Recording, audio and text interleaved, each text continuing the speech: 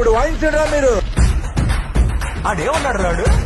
శాసనసభ గేటు కూడా తాకనీయలేదు. మా గేటు తన్నుకుని వెళ్తాడు, తాకనేటువంటి ఇప్పుడు.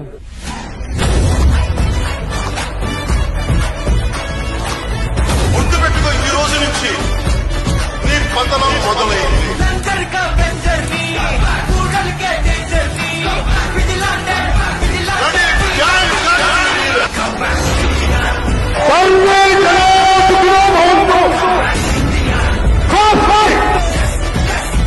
ఇప్పుడు వాయించరా మీరు.